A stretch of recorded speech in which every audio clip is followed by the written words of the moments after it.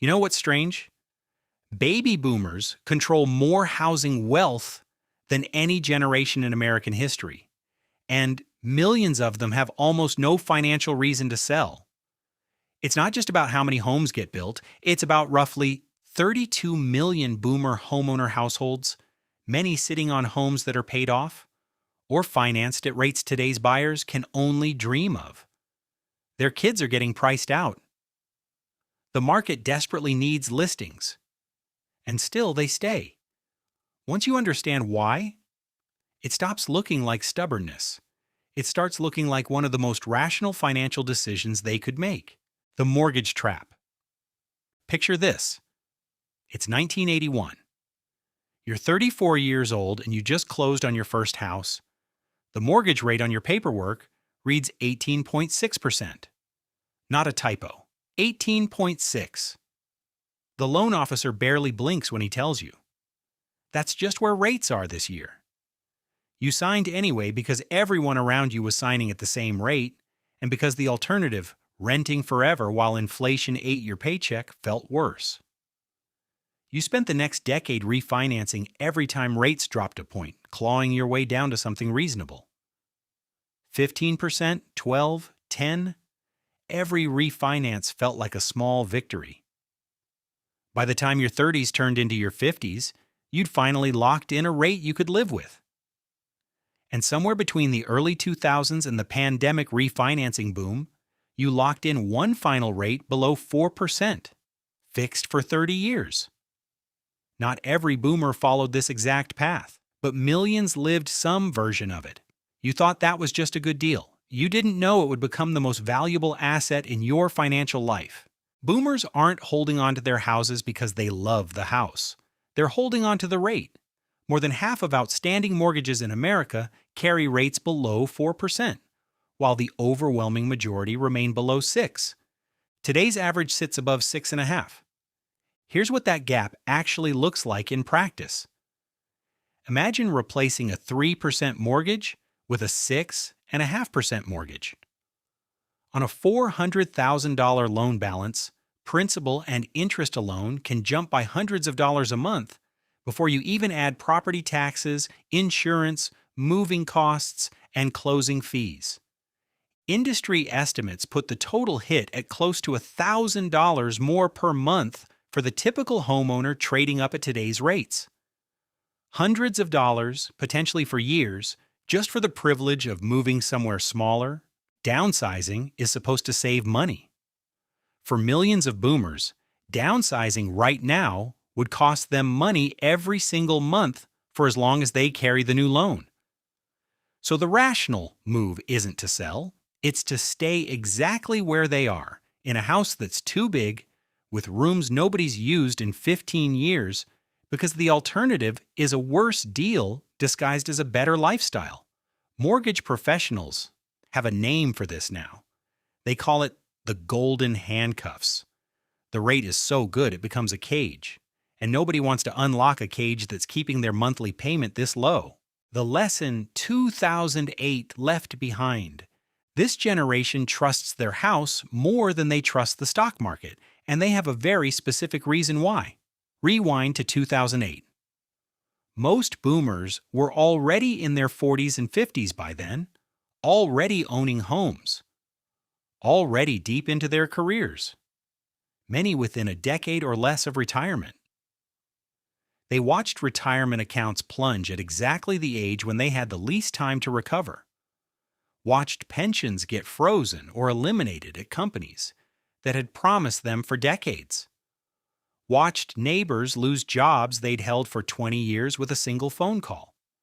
Many watched their own home values fall too, and some families suffered devastating losses. But for those who kept their homes, the asset remained tangible. They could still live in it. They could still touch the walls, lock the door, and wake up beneath the same roof. Over time, many of those homes regained their value and then appreciated far beyond it. That experience taught a powerful emotional lesson. The market is a number on a screen, but the house is still standing in the morning.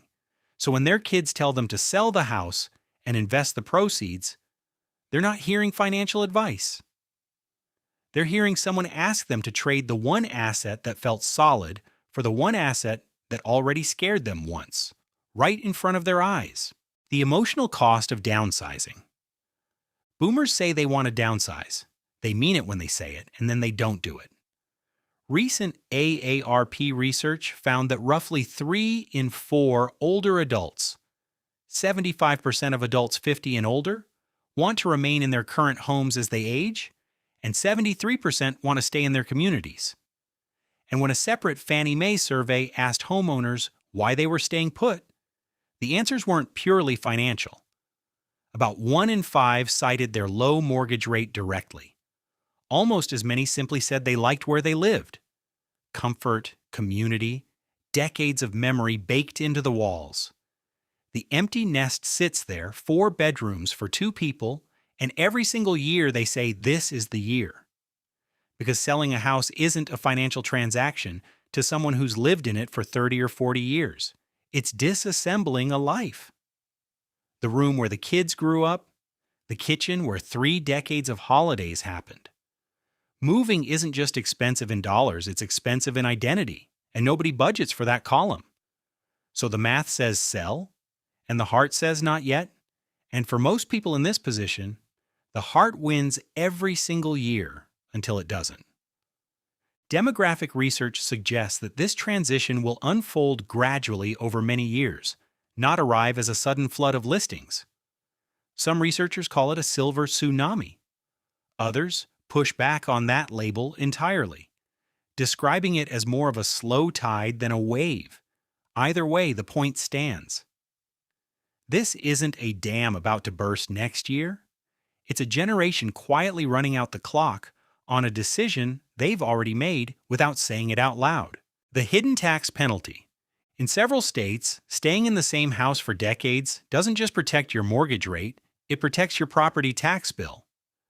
Assessment caps in states like California mean a boomer who bought decades ago can be paying a fraction of what a neighbor who bought last year pays on an identical house next door.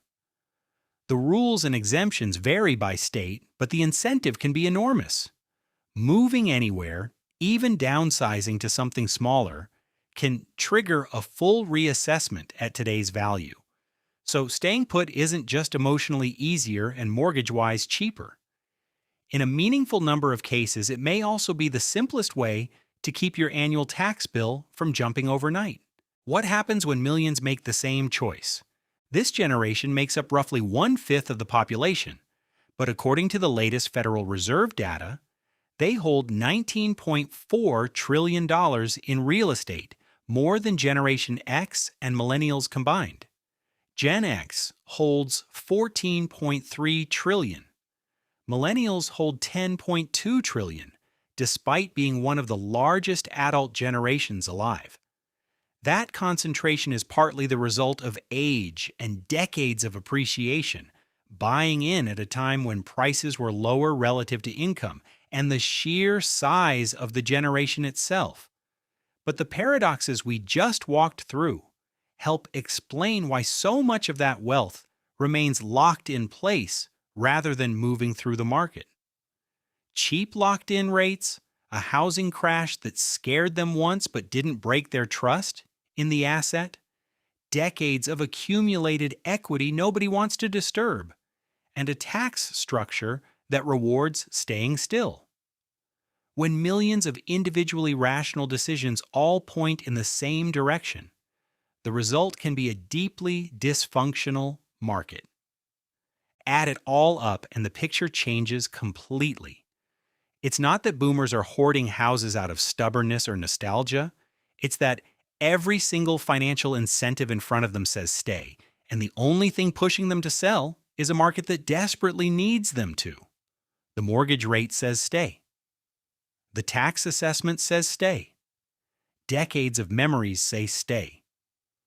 The only voice saying go is a housing market on the outside looking in, and that voice has no vote in the decision. So the next time you hear someone say boomers are just sitting on houses out of greed, ask a different question. Ask what you would do if moving cost you hundreds of dollars more a month, jumped your property tax overnight, and asked you to hand over the only room your father ever slept in when he visited?